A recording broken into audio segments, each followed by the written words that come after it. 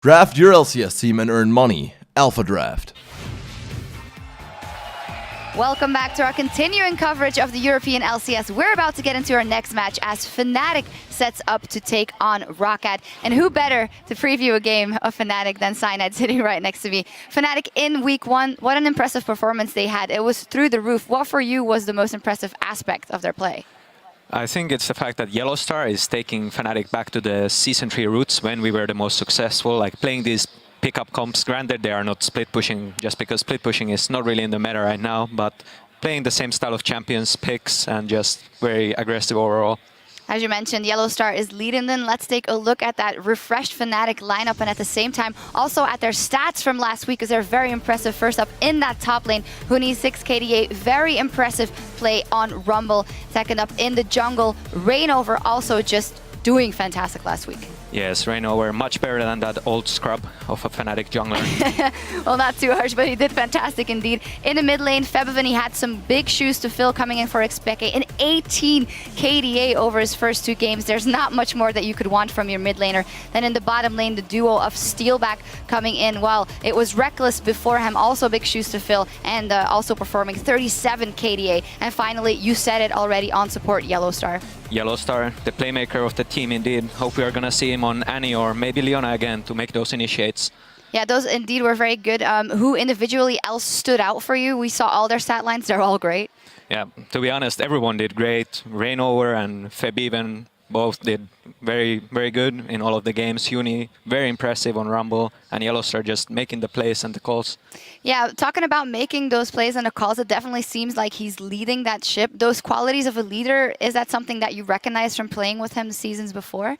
Yeah, Yellowstar was always the guy who was calling the most in the team, but in the past it was kind of everyone making a bit of calls. Might result in some confusion sometimes. I'm sure now he's like completely leading the team in a way he finds most comfortable. Yeah, he had a kill participation of only, I want to say, almost 73%. That is massive last week. He also mentioned in the post-game interview, we have room to grow. Also, we don't have any egos in the team, so it's better, it's easier for us to just play.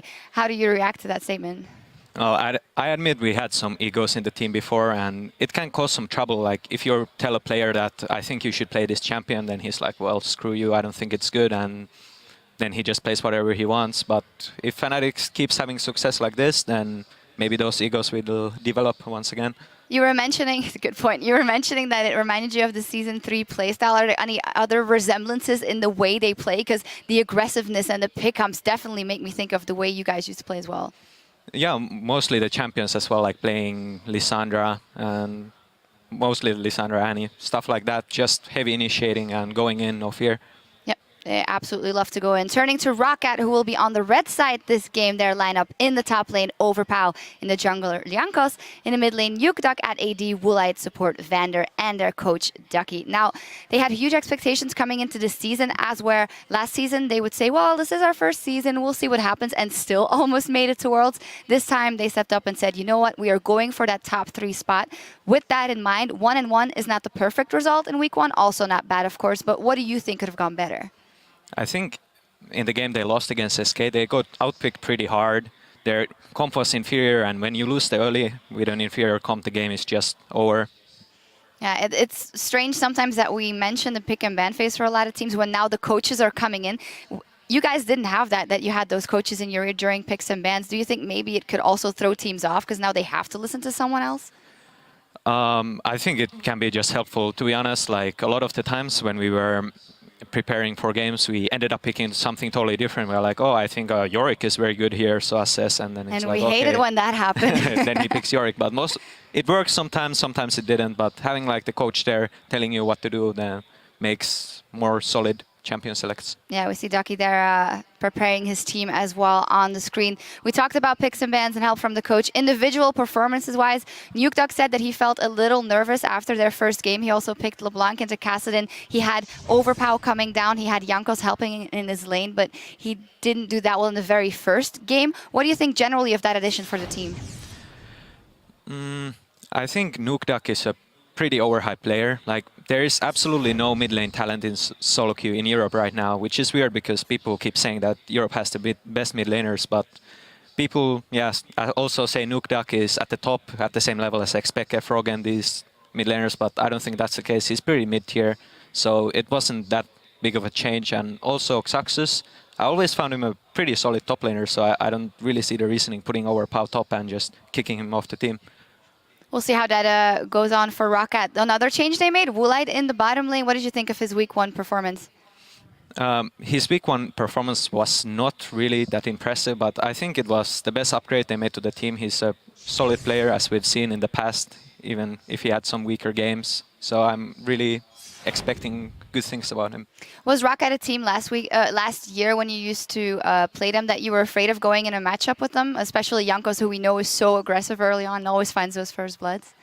Yeah, I think Jankos was the best jungler in Europe last split. Now I don't know anymore. There's only been 2 games, so it's hard to tell. But I was definitely always a bit afraid of going against him. The first blood king, they call him. So yeah. Why did you never become a first blood king? I don't know. I guess I just wasn't good enough, you know. You were the Smite Seal king, though. That was I already had a title. I don't want to take them all. You don't want to take all the titles. Looking at this game, ROCCAT versus Fnatic, what are we expecting to see coming in here? Very early aggression again? I suppose Fnatic should keep going with the same play style, making those picks. Yellow Star roaming went very well last time. If they play as well as they did in week 1, they should be pretty okay, I think. So.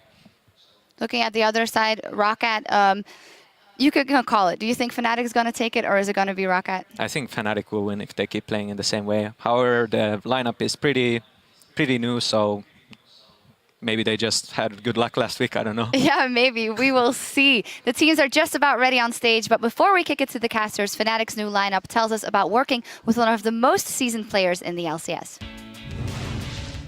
Yellowstar has so much information in his head, which some of us didn't know yet. So every time we practice, he tells us something new, like rotation-wise, objective-wise. He's really smart, and he really knows how to close out games really fast because he played against a lot of Koreans, and he has so much experience more than us. Let's say, for example, we are playing scrims and we want to close the game out as fast as possible, so no wasting time. Like in my old team, we would the game could be closed out in 20 minutes and then we close it in 40 minutes, stuff like this. Like we're working really hard to actually practice super hard and not wasting time and play on point. And playing less greedy, and yeah, it's really important. So, welcome back. We are about to jump into picks and bans between Fnatic, who are at 2-0, against ROCCAT, who are at 1-1. Both of these teams now have different expectations. Week 1, Fnatic had no expectation, ROCCAT had expectation. Week 2, it's the complete opposite. Now, Fnatic are expected to perform at a high level, and ROCCAT, you're kind of going, meh, let's see what they do. Yeah, well, I mean, for ROCCAT, I guess people still do expect them to kind of find the way to play and get towards his top 3 here. I mean, it's only been played 2 games for these teams. Damn you have to be careful just a little bit. Just a little bit here. I mean, it's 1-1. Wasn't too bad for ROCCAT. Just the performance was a bit sloppy. We're going to have to see, man. I mean, looking at Fnatic and the way they play, I think if you're ROCCAT here, and if you want to pick the same kind of comp you did against Gambit, like the slow sieging comp here, you have to play so safe, because otherwise Fnatic are just going to roll right over you. The biggest thing that steps out for me from ROCCAT's performances last week was how they really tried to get Nukeduck rolling, but failed to make it work. And they did it in both of their games. So we need to see what their decision-making will be today and tomorrow. Just so you guys are aware, we are going to be updating the bans just a little slowly. We have some technical glitches. On the side of Fnatic, Lee Sin and Azir are off the table. On the side of ROCCAT, Zed and Kassadin are off the table. I really like the Azir ban from Fnatic. I think Overpower is a fantastic Azir player. I know Nukeduck can play it as well. And it's just such a good pick, especially against the likes of a Rengar here, because you have your ulti here to kind of peel away, extend the team fight. So I like that ban from Fnatic. And I do wonder if ROCCAT here wants to try and look for standard lanes and try and avoid Yellowstar roaming in the early game, force him to stay in the 2v2, because if they do lane swap, Yellowstar is free to do whatever he wants, and that's where the coordination from Fnatic we saw last week really looked so deadly. And obviously Rek'Sai will be the last ban coming in for ROCCAT, meaning Rengar for Reignover would be an option. Well, we saw that from Reignover in his first showing in Europe, day 1 against Elements, and it's such a good game. Yeah, but do you want to first pick it? Because Jankos has never been a player who I don't even recall seeing him actually play Rengar. I'm sure he's picked up here in the off-season, but I'm not sure if ROCCAT actually wants to pick a Rengar that early. Elise has been his go-to champion when Jarvan and Lee Sin is gone, and obviously there are 3 jungle bans on the table here, so could be the first pick Rengar for Fnatic. Would leave, again, the Gnar open. Janna, the hard disengage against the likes of Fnatic, could be a good option for ROCCAT. Lulu would be a good pick against the Rengar as well. Sivir, you can't. So what you're telling me, Deficio, there are many picks there are open. so many things available. If Rengar gets locked in. Keep in mind Gnar as well. Damn it. That was you the see, point. You talked so long, we didn't get there. So, Rengar available. Jankos, we know he does fall back. No, Gnar. So are they giving up Gnar? Right, there is so much to talk about because with the focus on jungle bans, there are a ton of power picks up. Lissandra could also go mid lane with a Rumble top lane, which we've seen Huni play and do very well with. Olaf plus Rumble, they did a great job last week, but it was against H2K. Yeah. What does ROCCAT want to play in reply? ROCCAT should take the Gnar here. You don't want to give Gnar Lissandra over to Fnatic, so they should lock that one in. And if you do want to try and take a few picks away from these pick compositions we always see for Fnatic, Sivir would be a go-to champion for Woolite. Take that mobility buff from her. Instead, LeBlanc again coming in early. Kassadin was banned by ROCCAT here, so they don't have to worry about the Kassadin counter pick into LeBlanc. So that's why they can take it here for Nukeduck. So last week, Nukeduck played LeBlanc, did not go well. 266 GPM. That was the game where he tried to have some, or there was some assistance from Overpow as well as Jankos roaming to the middle lane, and it didn't work out. Gonna need a stronger start this time around. Yeah, in that game again, he was against a Kassadin. The matchup we keep talking about how he's not really in favor of LeBlanc in the laning phase here, definitely after level 6. And that's again why ROCCAT bans the Kassadin so they can take LeBlanc, have an assassin who can actually one-on-one Febiven in the laning phase here, try and really challenge him, because the games he played last week, Febiven had no problems just sitting back and farming, and now Fnatic can again lock in the Sivir Rengar combo, which is so good. And it's what you talked about earlier today. When you've got that Rengar, Horo played it with no real additional speed boosts on his team. Reinova's already got the assistance of Sivir. Lulu is still available, as is Orianna, for additional engage and speed up potential if they would like to go that route. So still options for Fnatic. Yeah. Annie is still up as well. Yellowstar 2-0 on that Annie. We had the week 1 MVP go his way, thanks in part to his calls and his engages. And really for Fnatic, I mean, they can play exactly the same way they did last week. You have so much engage here. You have that pick potential from all 3 picks they have already locked in, and no response from ROCCAT yet on their side. I mean, Janna, if you want that hard disengage, would be an option for them, for Vander as well here. Unless you want to try and take away the Annie from Fnatic, but then you end up in this situation where they just have more engaged than you anyway and can take a Leona for Yellowstar, and suddenly the Annie won't really do too much. Well, Vander looks like he's going to go for his 3rd support champion in 3 games. Returning to Thresh. No surprise that Jankos has got his hands on Elise. His Annie is up, Leona is up. Whatever Yellowstar wants to run, he's got the pick of the litter. The question for me is how well Vander's going to perform on this Thresh. There were times last year where we flirted with the idea of him being called Vander Life. However, that was fairly short-lived, and he didn't maintain that level throughout the year. Very, very true, and picking it over the Janna here. So once the Lantern instead, when a target gets locked in or locked down by the Rengar, you have the Lantern then to save him, pull him back to your team, so you want to stay grouped. But ROCCAT is running a composition that's going to have a very, very hard time in the late game in terms of the damage they can deal. LeBlanc late game, once people start getting Banshees, getting MR, becomes harder and harder for her to get the kills. And obviously Elise, she's a jungler, there's no ulti, so her scaling is terrible. You just become a tank with a cocoon in the late game. ROCCAT's the last pick here needs to be a hyper carry if they want to have anything in the late game. And we talk about this Leona from Yellowstar, it's been locked in now for him. I really fear for ROCCAT in this game because they're giving Fnatic everything they want. I mean, this comp almost looks like the comp they played against Elements, except for Annie. In place of Leona. Yellowstar has always been a phenomenal Leona player. True. You go back to Season 2 days, and similar story when he was playing, or Season 3 days rather, really great engage potential. ROCCAT need late scaling damage. We'll see what option they want to go with before they lock in their final carry. Just quick numbers here. 1 game on LeBlanc from Febiven, 22 KDA and a 437 GPM. As we've already highlighted, against Nukeduck with somewhat of a counter pick in LeBlanc later stages of the game. 0.5 KDA, 266 GPM. We need to see which mid laner can get ahead.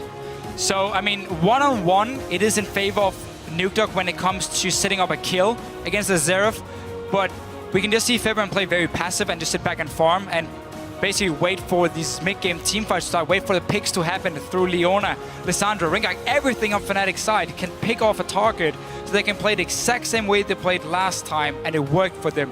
And on ROCCAT's side, now you have some late game scaling on a Tristana, but that's going to be the target from Fnatic. In the mid game, Tristana can do nothing. And when Fnatic can keep forcing fights on you, then it becomes such a risky pick here. I really feel like the pick and ban phase for ROCCAT is very, very scary. Or scary for them. Risky. Yeah, risky. And they're going to have to win the early game for them to not being overrun in the mid game by Fnatic. On the same token, if ROCCAT does get ahead, they've got a bunch of champions that have the ability to continually make picks. They have a fairly beefy front line with that Gnar plus Elise. So if ROCCAT can come out ahead during the laning phase, they've also got a fair amount of tools to punish your Rengar. Every time Rengar comes in, you could have a Mega Gnar, you could have a Cocoon to shut him down. So there are tools on both sides, but as you say, it is riskier for ROCCAT. Yeah, it really is, especially because you give Fnatic all the picks they want. I mean, this is the same lineup as week 1 against the Elements, except for Leona instead of Annie. So they know how to play it, and you know they can do it. So, ladies and gentlemen, there's your team comps. Hashtag FNCWin if you think Fnatic will win.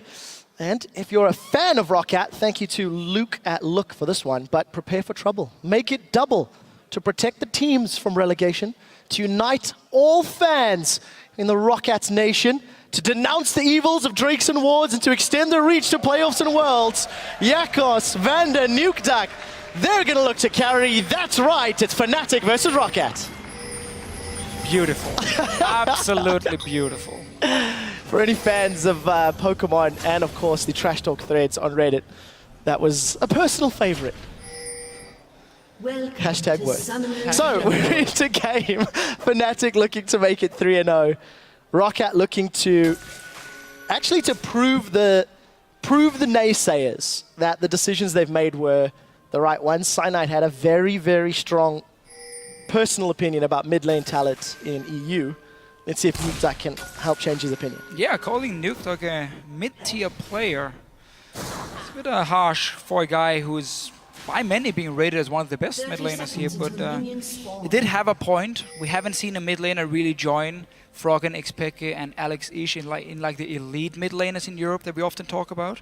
Ever since Season 2, when they really started showing how good they were. I want to actually put a challenge to that, because last week we mentioned it, and Bjergsen's name came up, and you're kind of on the iffy side. Ooh, maybe. After seeing week 1 and watching Bjergsen play, I think you have to give some props that he has reached a similar level. Yeah, but it doesn't matter because he's an NA. So well, okay, he's not in Europe anymore. So that's it. Just give up the passport, not welcome home anymore. He's been playing in NA for too long now, so I consider him an NA mid laner. And of course, so does the Queen of Denmark. You greater than NA. So let's get back to game at the moment. Lane swap looks like it's coming in place. It's ROCCAT that are initiating this one. Nothing too exciting from the itemization. However, Steelback and Yellowstar seem to be responding. Interesting new start here in the jungle. Huni and Steelback on Gromp while Rainover's on blue. So Fnatic right now is actually expecting the bottom lane from ROCCAT to be on the bottom side, and that's why they give this Gromp over to Huni, so he gets a level 2 for himself, and then he can teleport down to the bottom. Oh! Whoa! That just happened. Oh, Huni is as cold as ice, and he was sacrificed for that one. 0-1, not quite as fun as seeing a Scion do it. And Overpower managed to get level 2 himself from doing a camp at level 1, teleport down to this bottom lane as well. Now, actually a small advantage for him in the laning phase. Huni should be able to just push it a bit from range and get his own level 2. But the whole plan from ROCCAT here was, again, get the Gromp to Huni so he gets level 2 and he teleports to the bottom lane. Had it been a 1v2, it would have actually been very strong because the Sander could have set and farm from range. It would have been hard to kill her. Instead, though, standard lanes just swapped around. So let's see how these 2v2s and 1v1s play out with that misplay from Huni. See how much pressure Overpower can put down. Steelback as well. He stopped hitting the Gromp. But, you know what? I'll see if you can handle it. One hit away. I mean, Gromp actually died just after Huni dropped. And I double-checked his XP bar. I don't think he got the XP at all. So let's see how this plays out. We do see Spell Shield from Steelback Siva, gonna block some of that poke from Vander, but early trades is in favor of Vander. Let's see how aggressive Yellowstar goes once he gets some levels under his belt and multiple forms of CC from that Leona. Yeah, I do think though Fnatic is gonna have to wait for Reignover to make some plays if they want to go all in on Vander and Woolite here. We always talk about how Tristana is such a safe pick because again you can jump away here with your rocket jump, and while her early game damage was actually nerfed quite a lot and she's not as strong in the early game as she used to be, she should still do fine together with Vander here in this 2v2. So we'll see how well he can CS. For the time being, Fnatic in a not too bad position. Again, keep in mind as well, Steelback was doing the Grump, so he wasn't there early on to push the wave, while ROCCAT and you know had both Woolite and Vander sitting there, I believe, to start pushing it and therefore get the early level 2 on their side. And now that you mention that, actually, you take a look at the minimap, Gromp is actually still up. So it was the vision disappearing that covered Gromp, not his death animation. So that confused me. So still up and available. We do see Jankos in his jungle, also upgraded. Got himself access to the Chilling Smite already on the Stalker's Blade. Reignover on the other side, got himself the Rangers Trailblazer. So fairly standard starts. Yeah. Yep, fairly standard starts. But we will always have that small XP advantage for Overpower, seeing as he got that jungle camp at level 1 and then teleported down. And he's been using it to actually push in Huni to his tower. Every single lane so far, just been pushing it down, farming, no real trading going on between them and Jankos. That's a mix between him and ROCCAT. Going to the top lane, because the lane is consistently pushing to the tower, he's expecting Reignover to show up and he's going to be ready for the counter gank here. Not only the lane, look at the CS difference between Steelback and Woolit. I do think you expect that in the matchup though. Early levels on that Leona is always going to be more difficult. Let's see if anybody else is going to potentially die to Gromp. I'll pay more attention to kill credit this time around. Jankos still sticking around in that top lane. Reignover is nearby, but it's very defensive from Steelback and Yellowstar. This is good scouting by ROCCAT because Reignover, week 1 on this Rengar here, was part of 2 kills pre-level 6. Because you normally don't expect Rengar to do anything before he gets his ulti, but ROCCAT here, they know there's a chance of him coming to this lane. They know if there's going to be any reply from Steelback and Yellowstar, then they need him. And then you miss your cocoon. Oh, the death sentence connects though. Vander's gone in. First blood to the First Blood King. Jankos does it again, and Vander with a great death sentence to open up the game. The first you get so disappointed, the cocoon misses, and then Vander lands the hook in. No flash from Steelback. Oh, okay, Yellowstar's wow, gone in. Vander manages to pull him backwards and connects with the death sentence. Yellowstar goes low, but no kill this time around. Just getting me very excited. And we see a very early pickaxe here from Steelback, feeling the pressure. With Woolite's farm, he should be able to grab himself a BF sword, and that's going to be an even more difficult lane. So if you have standard farm, nothing happens, and you hit every single CS, I believe around 55 CS you have enough for BF sword. Now you have the assist instead, giving him enough gold to go back and get it. Now Reignover, again pre-level 6 here on the Rengar, I want to go for overpower. That's the flash route from Huni, and an easy 2-on-1. That'll make up for the small mistake from Huni earlier in the game. Yeah, again, he's ahead in farm here. He gets a kill as well. And the wave is pushing to the tower here, so they might want to force an overpower teleport once he's actually live once again. We'll expect him just to save it though. Even though ROCCAT's dueling, he's going back to the top side, so no swapping around just yet in this game here. Fairly smart from Jankos as well. Despite hitting that cocoon, did not engage, realizing Huni was nearby. So as you highlighted, teleport used by Overpower. Going to be back in lane, shove it back out and keep control. Running the Hex Stringer again into the double AP from Fnatic. Again, we often see it when you have a lane against an AP champion. That's where you want it for this early game power instead of just going full tank. And this pink ward is worth the flash. Dude, it was about to dodge the auto attack. It's a scary pink ward. Not anymore, it's not. Jankos That's why flash, man. He flashed for it, dude. That thing was going to get away. So, tower in the top lane, under pressure from ROCCAT. Reignover's making his way up. Yellowstar and Steelback with level 5, no access to the ultis yet. Oh, Woolite just managed to jump away. It's so annoying as a player though, because you want to sit and time summoner spells, and every time you see a player fail his flash, it's because he's trying to type F for flash and then the time, because we obviously saw Huni in the bottom lane use his flash onto overpower, and obviously you're killing a ward, why not time it, and then you misclick it. Concrete proof as to why flash should be on D. Never. Reignover at level 6 is going to back away. Yellowstar and Steelback still keeping themselves relevant despite being down in sort of damage somewhat. 14 CS behind, even across the board for our top laners, for our junglers, and for our mid laners. And this is actually a fairly passive start. By this point in both of Fnatic's previous games, there had been a lot more action, a lot more tower pressure, and even kills put into play. Fnatic playing more reserved and borderline more calculated. Honestly, I think they just haven't had an opening just yet. Again, the top lane, they couldn't really do too much on their own here, and Reignover didn't want to go gank it early. We even saw Jankos be ready for a potential counter gank. So now we have level 6 on the Rengar. We can actually see Fnatic want to set something up, because when you do play Rengar, the best you can do is you have one lane pushing where you apply the pressure, so you force the enemy jungler to show himself in that lane, and then when he goes for the gank, you have your Rengar sitting and he counter ganks, because Rengar, once he goes in, he's not going out again. So if he goes in first and gets counter ganked, he ends up dying 9 out of 10 times here. So you want to try and time with the enemy jungler is and make sure he's not there to kill you when you go in for these ganks. And Yellowstar roaming from this top side down towards the bottom lane. Look at the emphasis though, they really want to keep Overpower down. Here comes Reignover, he's looking for the Brawler Strike. We do see Lissandra coming, Insta-flash from Overpower. Solar Flare connects, he's level 7, gonna get locked up in the tomb. And it's going to be Yellowstar that gets the kill credits. They do sacrifice the top lane for it here. Would probably have lost the tower anyway, so Fnatic just trying to get a kill out of it. Steelback though, he needs to be careful because 3 guys from ROCCAT around him. So traded 1 tower in the top for the bottom. ROCCAT continue to push. Let's see if they can get themselves a second tower. Pony, Yellowstar, for Bivin. Gonna get caught out a little bit, but a very good stun is gonna actually make that trade relatively even. Steelback gets hooked up. Here's the teleport coming in from Hooning. There's no Glacial Tomb, keep that in mind. Steelback doesn't have the mana either, so I don't think he was able to throw down on the hunt. So kill and a tower here for Fnatic. ROCCAT only managed to get the top tower for themselves. We've actually seen this before when ROCCAT played Elise back in the summer split. Jankos would constantly just walk to the lanes and start pushing down towers with them very early on, trying to do exactly the same here. When they have a winning matchup, Jankos shows up, they chip away on this tower here, get it lower and lower, and then at some point they can finish it, get that global goal for themselves. So same kind of game for Jankos, obviously also with the first blood.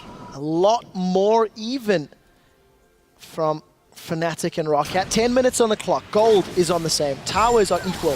Fnatic have an extra kill to their name, but it's not. There's nothing really in it. Take a look at the CS between Steelback and Woolite, because I think for ROCCAT, it's so important to keep Woolite ahead as one of the only damage sources the later this game goes. Yeah, and that's also why he's getting this average played very early. He knows there's no pressure on him right now. He's been winning his lane matchup. He already has the BF sword.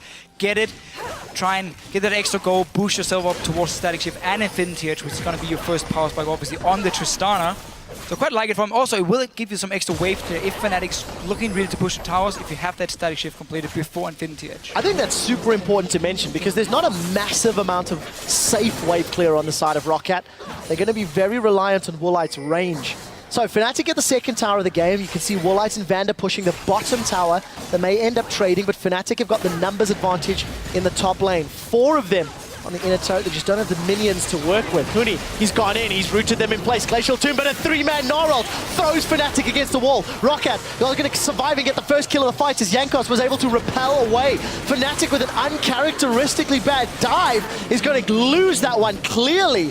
1 for 3, maybe disrespecting the Gnarl. Oh, completely disrespecting him. Mega Gnarl was just about ready for overpower when the dive starts, and then they're all standing next to a wall. He obviously just smacks them into it here, denies the whole thing. Bottom lane went down as well for ROCCAT here. They keep pushing for the next one, so keep in mind the tier 2 turrets in top and bot for Fnatic is fairly low now and can easily be taken by ROCCAT later on. Or despite the stun from Febivin, Nukeduck again comes out with a very good trade. A lot of aggression back and forth between those mid laners, but yeah, Fnatic really messing up that tower dive in the top lane. Let's see if it comes back to hurt them. Overpower now 2-2-0. Yeah, so Febivin has done a good job pushing in the mid lane all the time here, also with Nukeduck roaming, getting some damage on it. So we can see Steelback push out the minions here and then run to mid lane. Together with Febivin, they push down this mid turret here as long as it's only LeBlanc sitting there to defend. And Woolite is going back to his bottom lane because he's going to start pushing towards him. So it could be an opening for Fnatic here to get a tower in this mid lane. Open up the map here, get these deep wards in you need when you play these pick comps here. I think they did so well last week, was getting down these deep wards here and then look for openings. So let's take a look at the vision game. If you look at the mini-map, mostly defensive wards from the side of Fnatic, to be fair. Slightly less of them on the side of ROCCAT as well. But those towers are down in the top and bottom, so opportunity to roam around the map. ROCCAT take advantage of Fnatic being really in disarray at this moment in time, and they punish. So two things happen here. Dragon. Two things happen for ROCCAT. First of all, they see Huni in the top lane having no teleport just yet. And then they also see Fabian move towards this blue buff, knowing then nobody's near this dragon here. We can pick it up for free. But we did see the move from Fnatic. Steal back after pushing out the bottom lane. He walked straight to mid lane, kill that low tower here, get the gold for Fnatic, and again open up the map because all outer turrets are gone now. It's time to place the deep wards. We'll have to see how they work it out. You know, we're taking a look at some of the stats between 2014 and 2015 in terms of the opening weeks. And actually, Yellowstar's nearly doubled the amount of wards that he purchases per game. And these are the pink wards that you were talking about. It went from 7 wards purchased last year at similar time frame to about 13.5 this year. So Vision really being stepped up from Fnatic's, I mean, let's be fair, captain. Yeah, of course. You know, longest standing member. And you heard Febiven praising him, saying that Yellowstar really knows how to push down and close games out. So the thing is, I mean, ward control is how you play against a pick comp, and it's how you play a pick comp, because you need to be able to see the openings, you need to be able to catch the enemy team off guard, because you can see every time they're moving between the lanes, and then you get the pick you need, you get the engage, and at the same time, you need to be able to spot the Rengar when he wants to go in for you, so you need to have the wards yourself to defend from the pick. So it's just so much about the warding right now in League of Legends, and it's a thing we always see when Worlds comes around. The best team in the world always dominate in terms of vision control. I mean, Samson White was the last example who used it perfectly. We'll see if anybody can emulate that success. Vander clearing out some wards in his jungle. In contrast to our previous game, this is significantly slower. However, 5 towers have gone down in 15 minutes. That is actually a lot of map presence opened up between both of these squads. Let's see who can take advantage of it better. Fnatic trying to get some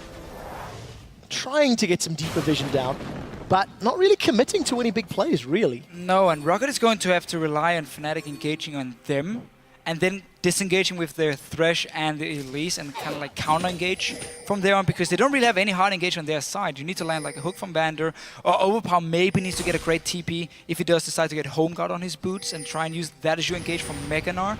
But that's somewhat unreliable for both Vander and Overpower, so ROCCAT is going to have to rely a lot on Fnatic starting the fights, and then ROCCAT turning it around by surviving the first engage from Lissandra, from the Rengar, of course. Well, you talk about, you know, maybe Overpower getting Home Guard on his boots. You actually see it's Huni that's gone for Distortion very early on. So going to look to get more of those Glacial Tomb, Claw of Doom style engages. And let's see what they can work out. Fnatic are grouping up in the mid lane. Yeah, he basically wants more flash ultis from him, because again, the target, well, it's going to be Woolite. He's going to stay very far back, so you need to be able to claw in, then flash ulti onto him, and therefore lock him down before Mikhail's is being built from Vander. And that's why he gets it so early on as well here, to make sure, again, you have your teleports, you have your ulti now, and you can flash onto Woolite. I'm going to go back to picks and bans and talk about how, we'll get to that in a second. Reignover, he's on the hunt, thrilling hunt rather. Gonna lock down Overpower. That was just, he's hopped, he's skipped, he's flashed. And the lantern! Vander gets him out. I thought that was so simple that Overpower was going to die. Vander looking to reclaim the Vander Life title. I was convinced Overpower was going to die, but he manages to get out cleanly thanks to support of Vander, and Fnatic invested quite a lot into that engage. One of the reasons for picking the Thresh here, I guess, from ROCCAT, you want to be able to, whenever someone is being picked off, you have the lantern to save him. Maybe not got it this close every time. But it's very exciting, and the point that I was about to make, this slower pace of game is going to play into ROCCAT's favor. You're giving Gnar the time he needs to get tanky, as is Elise. You're giving Woolite's Tristana the time to farm up. Got himself still a small lead over Steelback, but he's going to get to that Infinity Edge slightly, quicker than that of Steelback, because he had the Avarice Blade, the 2-item combo quicker than Steelback, because he had the Avarice Blade ticking over. So ROCCAT, I think, fairly comfortable, but the first few team fights are going to be super, super telling. If Woolite goes down, ROCCAT go down. Yeah, and again, the protection for him right now, if he gets locked up by Lissandra, nothing to save him. I mean, you're going to need the Mikhails for Vander to keep him alive. You're going to need a ROCCAT as well coming in from ROCCAT against this double AP. And I want to see if Huni is actually going to try and focus much on sitting in silence. Again, with the distortion, so less cooldown on the teleport, another bonus for him. If that's the reason he gets it here, and he want to sit and consistently or constantly just like start slow pushes in the silence and be able to teleport in from a flank onto ROCCAT when they want to engage onto the likes of Woolite. You know, it's actually very interesting if you see how this game has played out, because the towers have been pressed down. This is going to be uncontested here for Woolite, but let's look at Yellowstar. Zenith Blade does whiff, doesn't connect. Stun does not either. We do see On the Hunt this time from Steelback being used and instantly traded for the Buster Shot, but an uncontested tower. And actually, it feels like neither team has looked for the head-to-head contest at this stage. Yeah, because ROCCAT again has had all these defensive wards and just been sitting back farming.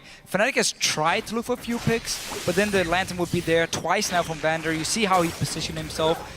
When Woolite is hitting the tower, Vander just walks away from him, stays very far back and just throws the Lantern as soon as the tower dives, pulls him away, he stays alive. And Dragon is spawning now in 10 seconds, or about 10 seconds. Should be our first real fight. Well, first one was uncontested by ROCCAT. They managed to sneak it away. Fnatic are again out of position. There's not going to be a fight for sure because there's no one around to start it. There's no vision here for Fnatic either. So second Dragon of the game going to go the way of ROCCAT. Something that we have seen over the course of 2 weeks, or 2 regions, EU and NA LCS, as well as to be LCK and other regions. You can give up a few dragons. Number 5 is where it matters. Number 5 is really where it counts. So we need to see at what point do Fnatic start looking to challenge. Typically, though, you can give them up if you can trade them for a tower, and you can get some global gold for you, so you get the item advantage, and they obviously get the buffs here and need the 5th one before it really starts counting. In this situation, Fnatic has got nothing, while ROCCAT has been able to pick up the dragons. So at least the last dragon here. So for now, dead even in gold, 3-3 in towers, 1 kill difference between the two teams as well, but 2 dragons for ROCCAT. Ticking time bomb. Teams are even on gold. Fnatic have been unable to convert the dragon pressure that ROCCAT have had into tower pressure. However, since that last attempted kill on Overpower, Huni's got his flash available once more. Distortion boots are doing work. And you've got Woolite about to hit his Infinity Edge just a few hundred gold away, whereas Steelback is just sitting on his Brawler's gloves. Still going to get himself towards a similar place. And it just feels like this is actually working out in ROCCAT's favor. You know, Defusha, you were so nervous about the team comp that ROCCAT put together. After 20 minutes and seeing their playstyle, you have to give them credit for their decision making. Yeah, they've been able to just sit back and farm here and disengage from Fnatic, who's not been playing as aggressive as we saw beforehand. I mean, if you look at the wards in the jungle of ROCCAT, in week 1, that would have been completely filled up by Fnatic wards, and they would be sitting ready every time they had the chance to kill you. But they don't have anything except for 1 ward here. ROCCAT has done a good job keeping again the defensive wards placed. And Nukeduck went for Soul Stealer on LeBlanc. He did the same last week. Different circumstances. It didn't pay off for him at all. It felt like a desperation play last week. This time around, you kind of, well, we need to see if it works out. It's a very risky buy, no matter what. It is, and it is something that Nukeduck is famous for. He is a confident player, sometimes too confident. But the question is, if it works, it'll win you the game. I mean, it's a lot of cheap. It's super valuable. If you can build those stacks up, it also potentially signals that ROCCAT will be looking to go on the offensive in the not too distant future. And now they are actually, from Fnatic side, moving in the jungle here. Want to try and look for a fight, but ROCCAT is keeping all 5 guys around this red buff here. Gnar counter's very low. It's not charged look at up Huni and his position. He's going in. Huni coming in. He's caught Woolite. The Solar Flare's caught him as well. Woolite is down. Where is Nukeduck? What can he do? Jankos forced to flash away. The Pew comes out from Febiven, but it doesn't result in a kill.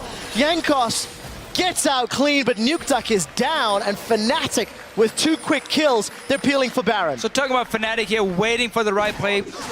Didn't really want to go too over-aggressive, and then they see red buff spawning. They move in here, place a few wards around. Didn't even actually see where ROCCAT was coming from, but because Huni had such a great position around the crux here, there was no wards on him. He could get onto Woolite, the carry in the backline, and kill him. Overpowered. Time to be a man. There is a Mega Gnar that's been stunned up, 2,500k. He gnaws Fnatic against the wall. Huni gets healed. He wants a Huni pot. Overpower is not overpowered, and he goes down. Baron secured by Fnatic. Now they can dictate the game just like that. 4,000 gold in the lead. And week 1, game 1 flashbacks coming back for ROCCAT. And again, just look at Huni here. He's waiting for Wula to walk in. Perfect claw, locks him down. Double CC both from Yellowstar and Huni onto him, and they just kill him. And the main damage dealer is gone from ROCCAT side, and it's impossible for Nukedog to even do anything here. He has no chance of actually flanking, getting any kinds of picks. And this is just Fnatic walking into the jungle, knowing they have a comp that is so strong at the moment here, and they can win a team fight, and ROCCAT takes it in their own jungle. No vision on the sides, couldn't see Huni come in, and therefore Fnatic punish them and take the Baron. That was the question that we had. Will ROCCAT be able to protect their limited damage sources in the bigger team fights? And very, very clearly the answer is no. ROCCAT did not have the vision they needed to commit to that fight, and they get punished. Now, Fnatic have got the Baron buff. They've got the ability to push for a minute and a half, 2 minutes longer, but it feels like they're just using that buff to gain some map control at the moment, waiting for their minions to push into this inner turret. Yeah, you do have a Xerath, and there's no hard engage on the side of ROCCAT. So once you have the Baron, and you start pushing out these side lanes here, you just have Xerath sitting in the mid lane with your team and start poking away, because nobody's going to engage onto him unless Overpower can come around from the flank here. There's no flash available. Reignover's been hooked. He's been pulled back. The box is out. Huni decides to not go in. The Gnar does connect with Yellowstar against the wall. We've only lost Reignover. What more can come? Huni gets hooked. Nukeduck jumps at him and blows him up. And just like that, Vander lands hook after hook, trying to keep ROCCAT's hopes alive. 2 big plays by Vander here, defending the tower, getting the kills, moving straight for Dragon as well. 35 seconds before it spawns. Huni will be up before that and will have his teleport ready. ROCCAT not exactly able to push down his mid turret. But they may be able to sneak this Dragon away. 20 seconds on the clock before it spawns. Fnatic are much closer to contest this time. Reignover, however, needs to book it and get there in range. Yeah, they can just push mid lane here, or no, have to be careful. ROCCAT shows himself, but they did see Nukedog in this bottom lane. Had to take that big wave that had been built up. Vision still in favor of ROCCAT around the Dragon Pit. And of course, those Baron buffed minions still working in favor of Fnatic. Look at this commitment to the tower. That was a teleport in, and now Fnatic are setting themselves up for Dragon. This is a good play from Fnatic. Not only did you get the tower, you also forced ROCCAT to leave the Dragon area and go back and try to defend here. So now Fnatic can move straight down to it and actually put up a few wards on the way. But everyone from ROCCAT is on the way. You might see a 5 versus 5. Well, Took quite a lot of damage from Dragon here. good poke from Nukeduck as well. Ooh, bad positioning from Fnatic. So because they have to disengage from Dragon here, they actually leave the mid lane open now for ROCCAT to push it down. And they should get the mid tower forward. So ROCCAT are going to shove this one out. Dragon will be for the taking later. This will be Dragon tower number 4, which will close that gold gap ever so slightly.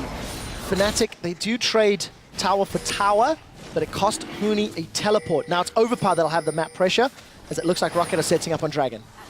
They do have a big wave pushing in top as well, so if they keep Fnatic around here, then we'll get some damage on this top 2, which is already fairly low. Oh, look at Reignover this. On the thrilling hunt. That was both ultimates. Solar Flare goes wide. They have managed to shut down Overpower, despite a slight guff of the ultimates across the board. But Fnatic, with the numbers advantage, again moving to Dragon. They do not want to give ROCCAT more Dragons than this. And again, Fnatic, every single time they see someone out of position, they go for the engage. You have the Ringo, you have the Sivir, you can speed him up, and he just lands Bowler Strike. Overpower's rooted to the ground, that's everyone else follows up. That was the theory.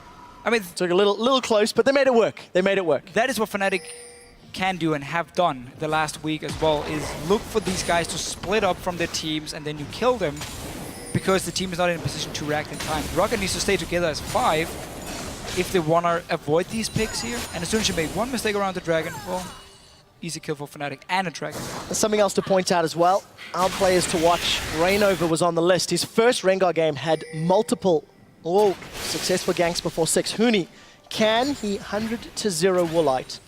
Doesn't look like he wants to just yet. Gonna go in finally. Glacial Tomb comes out, throws out the Claw of Doom. There's an instant teleport from Overpower. So that's actually map advantage now evened out. That was such a For good a play. Glacial Tomb. Very well played by Huni. Such a good play. He didn't want to commit fully, so he didn't like claw into Woolite here. He just popped the ulti. Instant teleport from ROCCAT here to react to try and save the AD carry. And Huni just walks away. Well, very well done. Got that summoner spell, and you know, to go back That's to just the baiting point, out teleport there again. Smart play. Reignover's Rengar has not been as impactful as it was last week.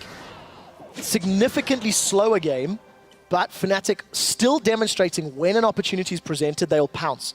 The team fight that got them control of this game was because of their decisive play. Yes, very true. So in that case, Reignover hasn't been able to get kills pre level 6, but he's part of every single kill Fnatic has. He has, again, 4 assists and 3 kills himself, and he's been the guy to catch people off guard here from ROCCAT. So I still think giving Reignover his Rengar and also like Steelback in this case, his Sivir, so you have that combination, is a very, very risky thing against Fnatic. And so far, they have been able to get the lead in this game, but it's not as explosive as we have seen before. Yeah, and I want to go back to picks and bans as well. First 2 picks for ROCCAT was Gnar and LeBlanc. 2-4-1. Overpass had a few good ultimates, but it's not particularly game-changing. And Nukeduck on LeBlanc again, 0-1 and 2. He does have 5 stacks on that Magi Soul Stealer, so made up for the death after he dropped it. He's having a better game than last week, but he's not been able to blow anybody up, and that's really what he needs to be doing with this champion in this team comp. Yeah, I think ROCCAT just wanted the LeBlanc early, and then combine it with early game jungler, and again, try and get a few kills on Nukeduck so he can maybe snowball early to mid-game and make sure Fnatic can't just go for these picks, or they still would be able to be a lot harder for them because they had to be careful they wouldn't get blown up by Nukeduck. But still, early picking LeBlanc, I feel like you give so many power picks to the other side by taking it in the first rotation. You know, I agree with you in theory that it makes sense, but ROCCAT made no indications to either push that mid lane or even play around getting early kills. To be fair, they tried last week and it didn't work. So maybe some of their hesitation stems from that. But anyways, Baron has respawned. Fnatic have got the ability to deep ward ROCCAT's jungle. Very importantly for Fnatic, that Mega Gnar has actually just popped for Overpass. So he's going to need to build that bar back up if a fight were to break out. Fnatic continue to play the vision game, continue to get control, and then dictate the tempo. I think that's the important thing to note. ROCCAT is now dancing to Fnatic's beat for the last 10 minutes. Yes, and Fnatic's comp is absolutely fantastic if you can engage where ROCCAT can't see you. Where you can pop the Rengar ulti and the Lissandra over a wall, and then You mean like that? Yeah, like right now, which is why the control is so important for him, and there's engage. Well, Jankos is in trouble. Jankos repels. Can he get away? Nukeduck is trying to find some kills as Jankos is on the back line. His repel kept him alive for a while, but now Reignover, his reign is about to be over. Still alive, nobody's gone down. Buster shot kicks Reignover away. Overpow's come in. Mega Gnar stuns Yellow Star against the wall, but Overpow's got no support. We see the right of the Arcane. Shots coming out. Flash, boomerang blade. The third one gets a double kill. Forbidden, you are here. Fnatic win the fight after an extended engage and peel to Baron. So for Bivin here, he uses 2 charges of the ulti and then he saves the last one. He waits for Wulai to keep moving and try and trick him. And Wulai walks into Jankos, who's trying to recall, and the last charge hit. Double kill, Baron. I want to replay of that, is 'cause that so was good. That was phenomenal. I love the mind play. games. I just love how he fires first 2 instantly and then he waits. I thought there was none left. I thought I missed a shot. That's what, again, Wulai was supposed to think as well. Anyway, fight here. Fnatic, they have to set up with the ward so they can get disengaged onto ROCCAT. But ROCCAT actually managed to disengage at first. And now they can try and, you know, get some damage down. Reignover flashed away. Mega Gnar coming in as well from Overpower. Sadly, not really anyone except for Yellow Star you could knock into all. And now let's see here, 2 very fast one. And now he wants Wulai to believe the last one is gone. And Wulai walks in to his own teammate. It's flying. Double kill. Oh, somebody give the observers a high five because that was awesome. Credit to Steelback as well, flashing Boomerang and forcing the flash from Wulai, and then the last one hit. But that was beautiful. That was pretty sick. I don't care. That is your hashtag LCS big play moment. That was brilliant. I got baited completely. I didn't know the third shot was coming. Fnatic get the second Baron of the game. They extend their gold lead even further. And this is the decisive play that we were talking about over and over and over. Let's see if they can push down the inhibitor turrets. They have a few of them to knock on the door. The ROCCAT, they're still not completely out of it, but it's highly unlikely to pull back as long as Fnatic remain groups. Yeah, it's going to be all about, again, Wulai getting to a 4-5 item on Tristana, or maybe getting a hook onto Huni. Oh, Huni's in trouble. Hourglass goes out. Glacial Tomb is still available. He's going to throw that down on himself. Just as we talk about it, Fnatic are the ones that make the small misplay. allowing themselves to get caught by those death sentences, and also proving me wrong, because even in a 5v5, ROCCAT won. Wow. 5v5. Hey, it still counts! Still counts! There's a lot of single target CC from ROCCAT here. So once you do land against the hook or the cocoon, you follow up with the next one. And obviously Huni ends Thank you up for dying backing me up, for it. Fisher. I'm always here. I'm always by your side. Even when you're sleeping. That's when I like you the most. So, Fnatic grouping up on the bottom lane. They grab themselves a second dragon themselves, stalling out ROCCAT's dragon control. But ROCCAT's still trying to find their way into this. Bloodthirster, Eye-Edge, Shiv on Woolite. A lot of pressure on him. ROCCAT is just gonna farm. I mean, they're not really looking to fight. Land a hook, land a cocoon, and maybe you can get a kill, but otherwise, let your AD carry just sit and get all the farm in the world, get him to 5 items, and then you start thinking about fighting once again. Because even Xerath and Sivir together, normally again you would say Sivir has to just go all in, but when you have the mobility on a Xerath suddenly, he can actually position himself in these team fights, making it even harder for ROCCAT to get towards Feb event, and just allow him to sit and snipe people like he did against Elements in week 1. Well, here we go. Here's on the thrilling hunt. They want overpower. Banshee's Veil popped. And Vander saves him. 2 ultimates down from Rengar and Siva. It's going to open up the inner turret, though. ROCCAT cannot reply. Fnatic, they dance in lane for a little while. As Baron wears off, they get the tower. Yeah, and again, ROCCAT just trying to buy time there. Base still alive. No inhibitor turrets down. You need the Mikhails to be complete on Vander. You need the last Whisper on Woolite before you want to consider fighting. You see Chalice now for Vander, so he's going towards the Mikhails. For him. And then, I mean, so this Soul Stealer for Nuke Dog, it's a bit the same as before. He never really managed to get anything on it, and instead you could have gone from like Athenes into Void Staff into Deathcap, and you have your 3 core items completed, but now he has that Soul Stealer sitting around, not really doing anything for him. Well, 6 stacks. It's already a step in the right direction. It's gold efficient. It's one extra, so doing better than we've seen previously. 0-1-3. You look down the rest of the items. Void Staff, Merlin Omicron, Hourglass, Huni's Lysandra. Febivent working towards Hourglass of his own to back up that Deathcap Void Staff. You know, nothing super surprising. But Fnatic, you know, the only times Fnatic have gone in is when they are punishing a ROCCAT play. And Fnatic made a small misplay on the inhibitor turret where they gave up that kill. But generally, this is just waiting for ROCCAT to make a mistake and Fnatic punishing it, because that's what's happened for the last 20 minutes. Yeah, it's Fnatic using the wards they place and clear from ROCCAT here to wait for them to walk in and face check them, and then you have the flank from Lysandra, you have the engage from Rengar. That's how you want to start the fight. They don't want to just like all in ROCCAT in the mid lane 5 versus 5 here. They keep playing around these wards here and they engage out of sight. Well, let's see what ROCCAT can do, playing with their backs against the wall. Yellow Star takes a little bit of damage from Nukeduck, but Fnatic hold on to their 6-7k lead in a top turret. For the 3rd game of the day is the last one for the blue side to push down.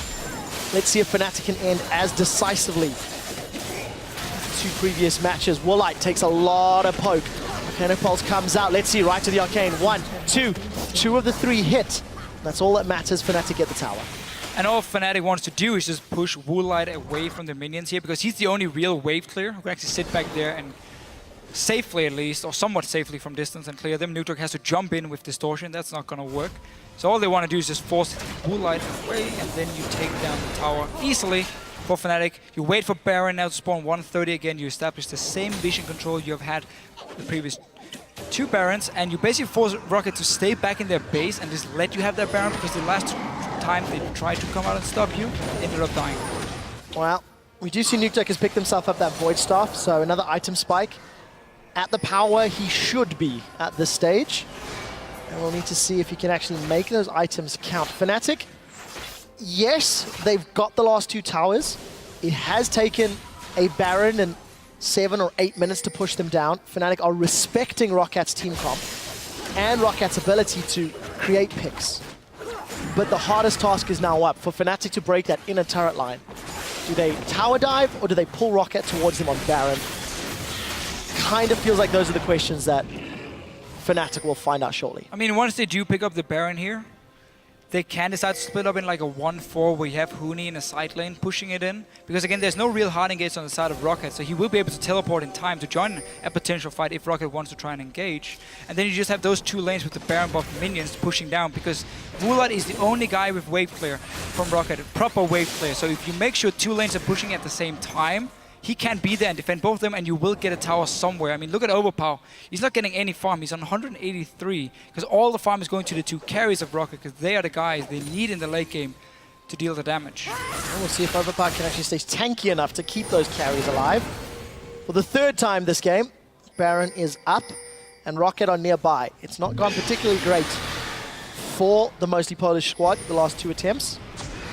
And we'll see if they can make something different happen this time around. A bunch of Fnatic wards in ROCCAT's jungle, so ROCCAT in almost full vision of Fnatic. Fnatic have got the tools to play with. Yeah, I would like to see a few greater vision totems coming in from Fnatic, because the pink wards are easy enough to defend for them as ROCCAT can't fight them. So you get these pink wards instead of the sweeping lens and place them down and just keep them there, so you keep that vision control around it.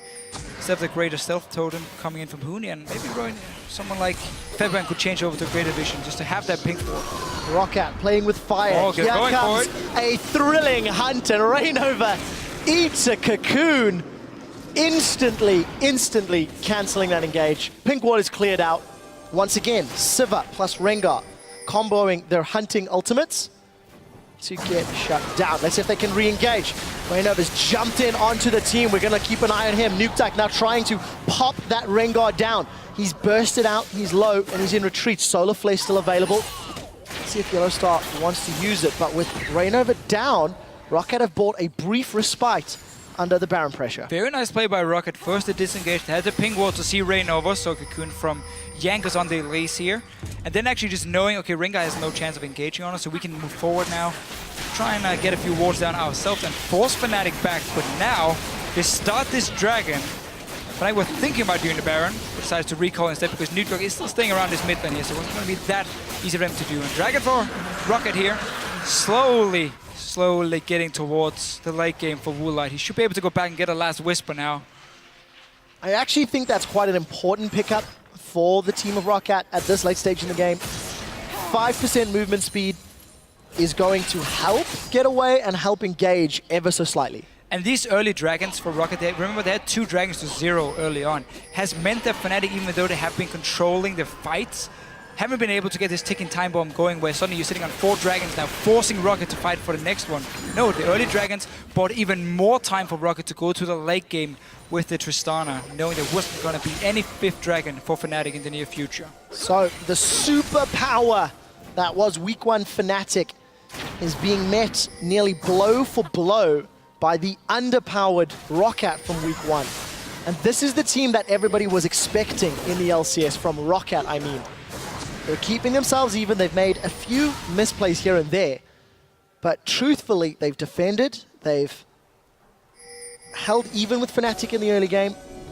And now it's going to come down to these picks. It kind of feels like whichever team is able to make use of their vision better is going to win this game. Even though ROCCAT's defending, they're not out of it yet.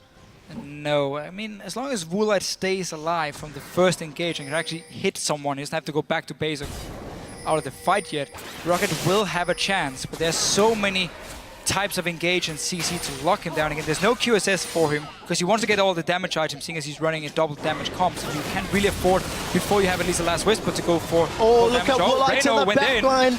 Rainover went in, tried to set something up. Rainover's flashed over there, caught NukeDuck. NukeDuck's been caught out as Honey gets hit by the Death Sentence. Now Overpower's trying to run interference. He gnaws Fnatic back before flashing into the team and getting squashed down. ROCCAT have lost 1, Fnatic have lost 2, but look at Rites of the Arcane. 2, 3, Summoner Heal keeps Jankos alive. Over the wall, NukeDuck goes, he gets Yellow Star. ROCCAT, 1 for 3 have won the fight. Engage onto Woolite, didn't work for Rainover here. Woolite managed to jump away, and now ROCCAT turn it around. First time we see them win a fight here.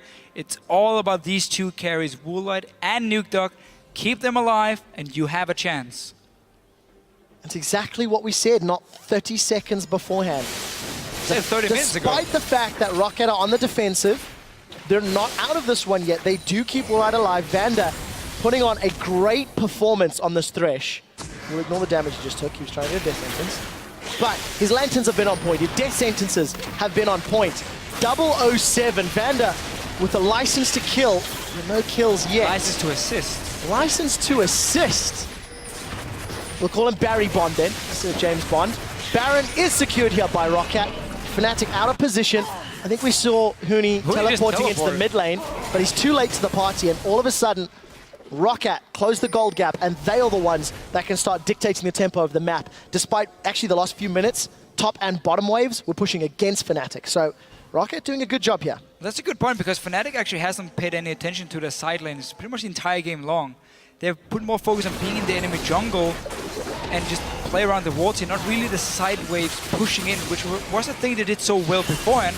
Oh, that Baron thing actually just gave Nukeduck away, and yet he gets the kill. Well, he popped up the minions nuked in the bush, and yet Rainover ends up dying for it. Not. And that's Soul Stealer.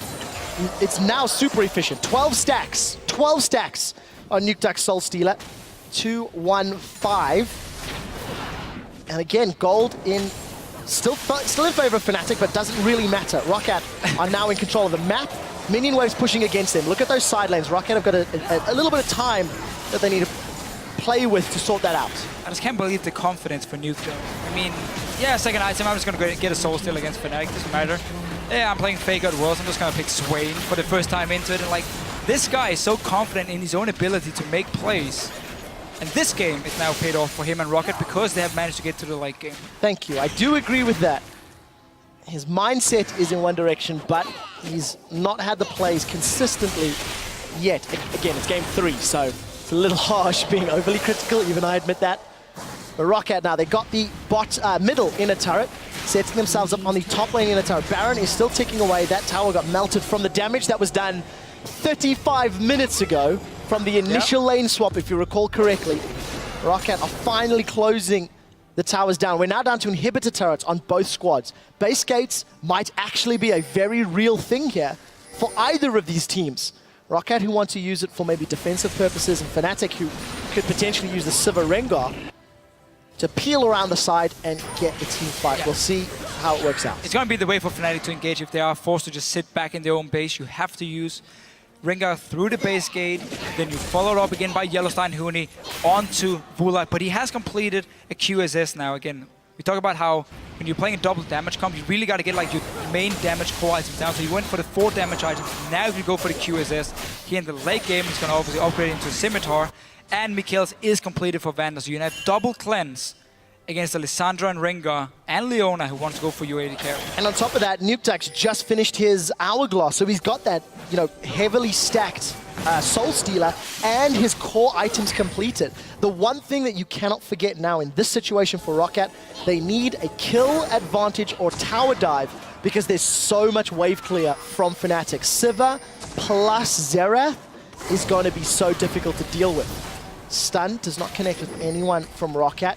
Jankos has got that Elixir of Iron. He's a giant spider Look lady. at Rainover here. He's They've down the bottom side. Yellow Star. Let's see what Rainover can do as you see Steelback throws down on the hunt. Overpower's about to run out of Mega Gnar form. He's about to go to Mini Gnar, but it does not matter. Rainover's thrill of the hunt is peeled off to the side lane. So ROCCAT going to secure Dragon number 4 unless it's stolen.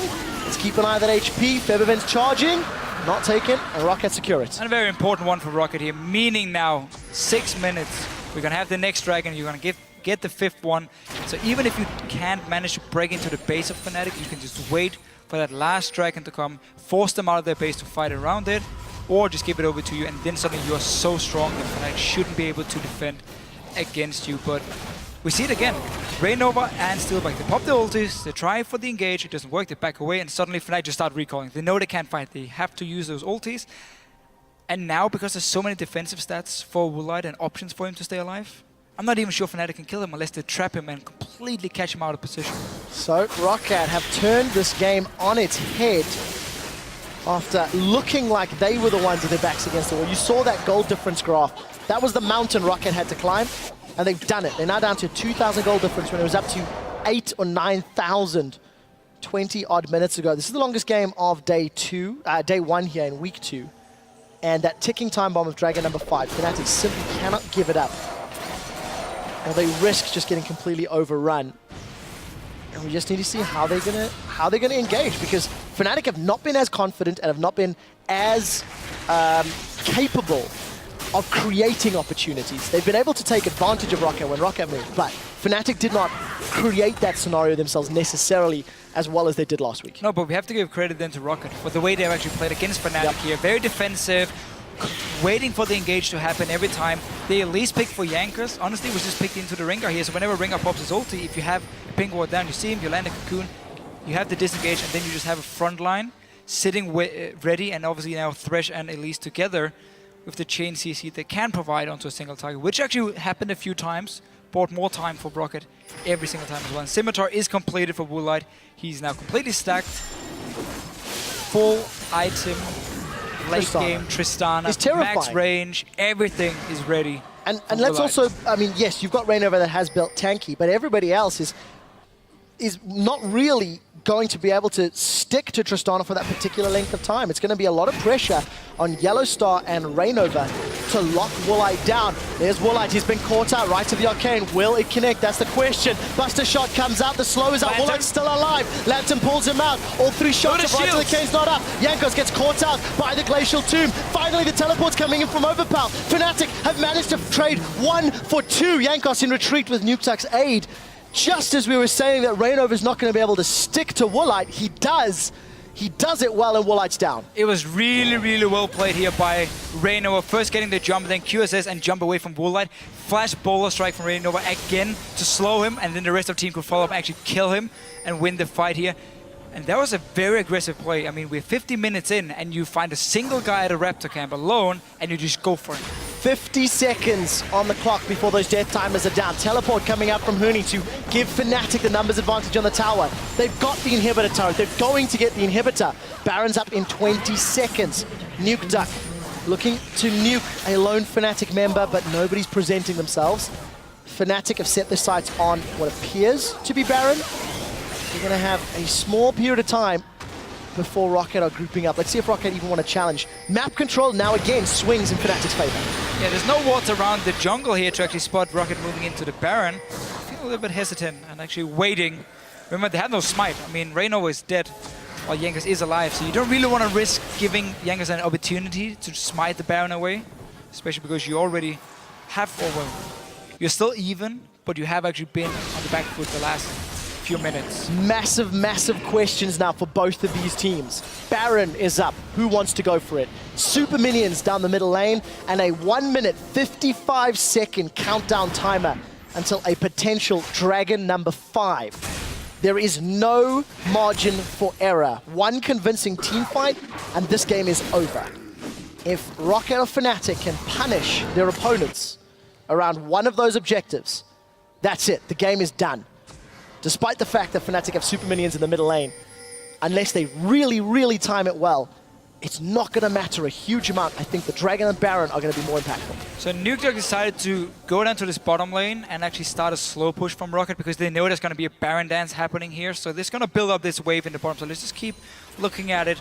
Go like a minute in the future and you're going to see a massive wave suddenly around the Fnatic turret here, forcing someone to either go back or potentially lose that tower here in the late game. And that's why he's doing it and actually giving up some of the pressure around the Baron itself, because you would say, why is Nukeduck standing there instead of placing down a few wards or being in the Baron pit around it at least with his own team? But simply because you want to start the minion wave pushing. Jankos toying with fire there. Managed to actually face down 4 members of Fnatic. Got the ward down. Smite is available for both of these junglers. They've started off the Baron to Fisher. This could be it. On the hunt comes out from Steelback. Thrilling Hunt available from Reignover. Death Sentence connects for Vanda. That is so much damage. Baron is secured for Fnatic and Jankos gets downed in the fight. We see Yellowstar, the first victim from Fnatic before Overpower is running racket on Fnatic. Overpower still alive in the back line. We see Nukeduck flashing away from Reignover, waiting for those cooldowns. Right to the Arcane comes out. That's a triple kill for Steelback. The fight is over and Fnatic have done it. They're going to push the minions in. And just like that, ROCCAT are destroyed by Fnatic. And again, Reignover in this fight here, one-on-one against Woolite, and he actually wins it. He has the Thorn Mail as well. He's stuck to him. He forced Woolite to just only focus him, and then the rest of the team could finish it. Fnatic, after a long, long game, the first time we really see them go full late game, still managed to take the win. Complete pressure on both of these teams. Fnatic holds true. breaks down the defenses of ROCCAT. But both of these squads put up a very, very good fight. ROCCAT presented no weaknesses. ROCCAT presented no, chips in their armor. And they put up a great defense, but unfortunately, just couldn't make it count when the team fights happened. No, I really wish we could see, I hope the analyst desk will look at this very last team fight at the Baron, because when you play like Rengar, Lissandra, and you're standing in the Baron pit yourself, you don't really have that opening. You don't have any way of flanking around, and you're kind of stuck in there, and this should be the perfect option for, or chance for ROCCAT to win a fight. But Woolite ended up dying. Again, Rainover was on him all the time. Rainover on Rengar is so good. He's the guy creating the picks. Even in the team fights, as a Rengar late game, he stays on Woolite and makes sure Fnatic can take it. Such a good performance, and they're very happy, of course. Obviously, at the end of that win, Yellow Star ecstatic. Look, it was not a convincing win. However, Fnatic punished the plays that they could. And Febiven again, 309 on that Xerath. He did everything he needed to do. He was never under threat of going down. And there was so much happening in that final team fight. I do agree. I'd love to make sure we see that again, because there were sort of 3 battles on 3 fronts. Can we just agree this was 2 teams who played really well? Agreed. Very different. You'll hear no argument from me at all. Very different comes. One from Fnatic in the mid game here, where they want to look for the picks here. They want to just end the game as fast as they possibly can. And then obviously the late game with Woolite on Tristana here, and ROCCAT managing actually to get to late game here, play around the vision. Got caught out a few times, but stayed in the game. The early Dragon plays as well for them. And then we get to this late game team fight where basically whoever takes it will win the game. I think the one thing that really stands out for me as well, if you go back to the early stages of the matchup, Rainover, when he played Rengar last time, very aggressive pre-6, got multiple kills. This time around, Rainover played passive. For whatever reason, could have been Huni dying to Gromp early, could have been let's play differently to the previous attempt. But more important than that, Jankos was around. Jankos was waiting in the top. He actually waited so long that was able to get first blood by Steelback, overstepping his mark. But if Rainover had played the same as he did last week, Jankos was there to react, to respond, and to put a kill on the board. And that's basically why we saw Fnatic just wait for that one big team fight to happen, or one big pick to happen, instead of just forcing fights in every single lane, because ROCCAT did a good job with the defensive wards here. Jankos did a very good job following Rainover around. So again, it's just credit to ROCCAT. Yeah. Reading Fnatic, but then Fnatic still managed to get the game in the end, and they got some very, very important engages. I mean, the Huni one in the jungle around the red buff where he gets onto Woolite and kill him in the end. Febiven, of course, with the double kill on his ulti. Like, there were some very big plays from Fnatic, and they played it extremely well. But ROCCAT had a tactic. They stuck to it in pick and ban phase. I mean, didn't give over, or didn't care about, I still remember how concerned you were. And everything. Well, but the thing is, when you look at the comp from Fnatic, they have everything they want to create these crazy games, and yet ROCCAT managed to delay it and get to 50 minutes. So, well played to them, but Fnatic just takes the win. Yeah, and something else that ROCCAT also did exceptionally well was their vision control. Yes. There was multiple times that Fnatic, pushed up really deep into ROCCAT's jungle, and ROCCAT did a very good job of clearing out those wards, not taking super risky moves. I mean, I think if you think of the entirety of that game, Woolite being jumped on in the 55th minute or whatever it was, 53rd minute, 45th minute rather, was really the only misplay. And I use that term very, very loosely. But, up until that point, ROCCAT, they held a defensive line. I still feel that the Nukeduck plus Woolite equals carry is not enough, because we've seen it 3 times now, and it's not particularly inspiring. Nukeduck's LeBlanc, while better this game, was by no means able to carry an entire team when you're 50% of your team's damage. No, that's very true. I mean, it was all about Woolite in the end, but Nukeduck did make some plays. He got a few picks, in the late game team fights. But yeah, that come from ROCCAT when you have this Elise and Gnar both going just full tank, and Overpower being denied a lot of farm. He never farmed the side lanes in this game here, except maybe once or twice. He was ending the game 52 minutes in on 244 CS. Woolite had 470, and obviously Nukeduck had 420. But they got all the farm here, meaning Overpower could only just be a frontline tank and nothing else, which was the whole plan from ROCCAT. So LeBlanc, probably not the best to go full late game, but they wanted to make him power at least from here. So ROCCAT, they put up a better fight, but it's Yellow Star and Fnatic that secure another win in the books. So to break that down, we're going to head over to our very own Yellow Star at the analyst desk. Thank you very much, Quick Shot. Yeah, well, Good dress. We're joined on the desk by Fnatic's AD carry Steelback after that close win over ROCCAT. Congratulations, first of all. And secondly, in the previous games, we always saw you guys playing when you had a huge lead in the beginning of the game. Now it was even. How would that change the way you went into the rest of the game? Well, it was like we had two first most easy game, like it was close very fast, but like this game was hard because LeBlanc was poking Lissandra a lot, so we had to back, and yeah, we tried to engage them most of the best way possible. Okay, so you wanted to lane swap, right? Yes. Was this because to give Yellow Star free roaming, or you just felt like your lanes were weaker? The lane swap, we counter lane swap. We wanted to versus 2 them. Oh, okay. And so we just counter lane swap. All right, you guys were 2 versus 2 in that top lane. We're actually going to bring up a replay of that dive you guys tried to do in the top lane. Let's get that up on the screen right now. And Laurie, you actually found it was a good example of being too aggressive for a team. Yeah, this is why teams are afraid to go aggressive, because sometimes it can backfire and make you look stupid. But for Fnatic, it has paid off really, really well so far. So sometimes you fail, but you just gotta ignore it. And let's roll with the clip. So here, there's Lissandra going in, very aggressive, but Gnar gets a really good ult and just completely decimates him. Jankos even gets away on Steelback, finishes him off, and then this is just awkward. They're split between the turret, don't have anywhere to run.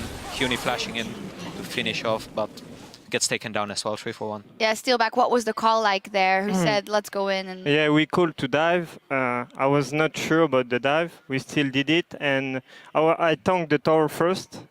That's why I died really fast, and it was, yeah, we couldn't dive because of that. yeah, you guys had some good engages after that, but ROCCAT still managed to hold on, and you know you had that Tristana on the other side who scales so well, so how did you play the rest of the game? Like they were like trying to make the game long to give Tristana item, so we were trying like to catch Tristana and not take the fight directly and try to poke with Xerath. Yeah, it was indeed a balancing act. Let's take a look at the team fight that decided it all for you guys. Let's get that up on the screen, because it all came down to this Baron call and the fight right after. We can roll the clip. Can you talk us through what happens here? So we went to Nash. We wanted to bait, but afterwards they came too late, so we were like just finishing it. So I just ult, and we just killed them. Yeah, right now, tell us how. And whenever it's on Tristana. Yep. So. You're basically being cleanup crew in this one, just keeping in the back lane and then cleaning them all up. Well, from there, you guys managed to finish out the game. That means you are now 3-0. Yes. What's it been like for you coming in this, Fnatic lineup? You probably have seen played so many years before, and then all of a sudden, boom, you're in the LCS. Yeah, I'm kinda new, so it was like the first time I played on stage, the first game in LCS. So, but it was really good feeling to win on stage, and it's really amazing that we're doing this score with the new lineup. Yeah, indeed. Well, congratulations, 3-0 already. It's time to hear from you at home. Earlier in the show, we asked you what champion pick surprised you the most in week 1 and why. And here's what you guys said. From @BroodRoosterNL, the Olaf pick was a surprise to me. How do these junglers make Olaf ganks work? No gap closers, just an axe to throw. Cyanide? Yeah, it's a very hard ability to hit a skill shot, which I don't have that skill, but some other better junglers do. And I think the reason why there is Olafs now is because the junglers are getting banned all the time, like Lee Sin, Rek'Sai, Jarvan, banned almost every game. You have to get creative. Yeah, and it absolutely worked out. At Elilona, Yellow Star support Annie was an unexpected treat. It was great to see Tivers back in the bottom lane. Steelback, that is something you ran twice in the bottom lane last week. Why in this one did you guys not go for Annie? It was open. Yeah, we went for Leona because we wanted like to hard engage, and he could def the ADC with Leona, so it was like most defensive than Annie. Yeah, and it turned out to be very necessary in that long game. Last one is from @CTomso0365. Shook's Aatrox definitely surprised me, as well as how well that pick ended up carrying. Definitely a surprise pick, but why do you think it worked out for Shook there?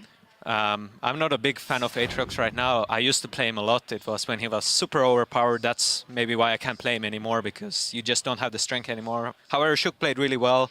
I still think Aatrox is like a tier 3 pick, but he made it work. Yeah, we remember your plays at Worlds with Aatrox. Impressive stuff. Remember, you can always join in on the conversation by tweeting at LOL Esports and using that hashtag LCS. Now, coming up next, SK Gaming will take on Gambit, and according to the vote at lolesports.com, you think SK is going to keep up their undefeated streak. Stay tuned and see if Gambit can hand them their first loss of the season.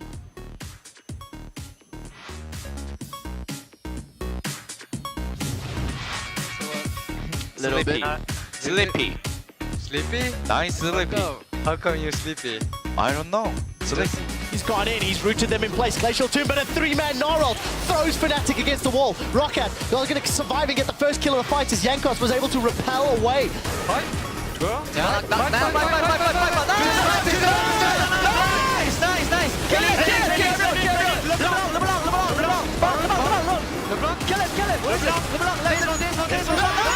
Megadar stuns Yellowstar against the wall, but Overpower's got no support. We see the right of the Arcane. Shots coming out, flash, boomerang blade. The third one! Baron is secured for Fnatic, and Jankos gets downed in the fight. We see Yellowstar, the first victim from Fnatic, before Overpower is running racket on Fnatic. Overpower still alive in the back line.